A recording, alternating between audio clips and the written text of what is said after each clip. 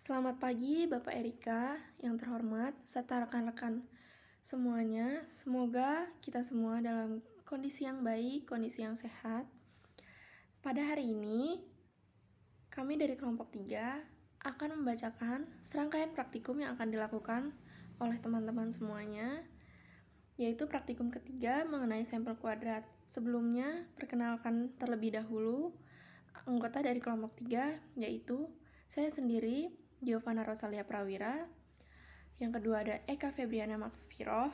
Yang ketiga ada Nabila Safaulia. Oke, selanjutnya saya akan mulai membacakan serangkaian praktikum untuk praktikum ketiga ini, yaitu sampel kuadrat. Yang pertama ada dasar teori. Keberadaan dan kepadatan suatu populasi, suatu jenis hewan tanah di suatu daerah sangat tergantung dari faktor lingkungan. Faktor lingkungan ada dua, yaitu lingkungan abiotik dan lingkungan biotik. Kehidupan hewan tanah sangat tergantung pada habitatnya, karena keberadaan dan kepadatan populasi suatu jenis hewan tanah di suatu daerah sangat ditentukan keadaan daerah itu. Menurut Odum tahun 1998. Metode kuadrat adalah salah satu metode analisa vegetasi maupun hewan, yakni dengan menggunakan pengamatan peta. Contoh yang luasnya diukur dalam satuan kuadrat. Adapun bentuk petak contoh bisa berupa persegi 4, persegi panjang atau lingkaran. Metode ini sangat mudah dan cepat sehingga cocok digunakan untuk struktur komposisi vegetasi tumbuhan dan hewan. Menurut Sari Ufiza dan kawan-kawan. Sistem analisa dengan menggunakan metode kuadrat hewan di dalam sistem analisa dengan menggunakan metode kuadrat yaitu kerapatan ditentukan berdasarkan jumlah individu suatu populasi jenis tumbuhan atau hewan di dalam area tersebut. Kerimbunan ditentukan berdasarkan penutupan daerah cuplikan oleh populasi jenis tumbuhan. Sedangkan frekuensi ditentukan berdasarkan kerapatan dan jenis tumbuhan atau hewan yang dijumpai dalam sejumlah area sampel N dibandingkan dengan seluruh total area sampel yang dibuat N, biasanya dalam persen. Baik, selanjutnya saya akan melanjutkan presentasi dari Giovanna. Yang kedua, ada tujuan dari praktikum. Yang pertama, mahasiswa dapat mengetahui cara pengambilan sampel kuadrat. Yang kedua, mahasiswa dapat mengetahui jumlah organisme dalam petak. Yang ketiga, mahasiswa mampu menentukan kerapatan suatu organisme pada suatu sampel. C. Alat dan bahan. Yang pertama gunting, kedua rafia, ketiga meteran, keempat patok, dan kelima ada alat tulis.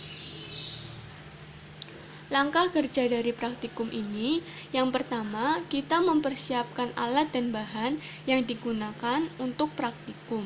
Yang kedua, menentukan area penelitian yang akan diteliti dengan membuat plot ukuran 1 meter dikali 1 meter. Yang ketiga, membuat bagian kotak dalam plot dengan model 5 kali 5. Masing-masing kotak berukuran 20 cm dikali 20 cm. Yang keempat, mengamati dan menghitung semut yang terdapat pada setiap petak. Dan yang terakhir adalah mencatat dan menganalisis hasil.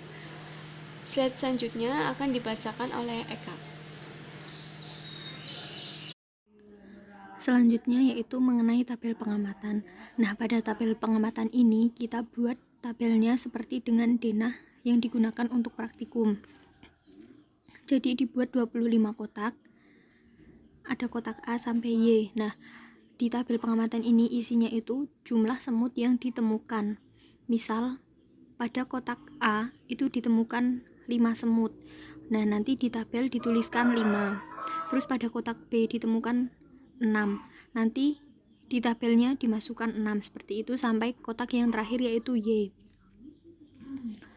Untuk kerapatan rata-rata yaitu rumusnya total individu dibagi jumlah kotak dikali luas satu kotak dikali 100%. Misalkan total individu dalam praktikum tersebut ada 50. dibagi jumlah kotaknya 25 dikali luasnya yaitu 20 cm kali 20 cm dikali 100%.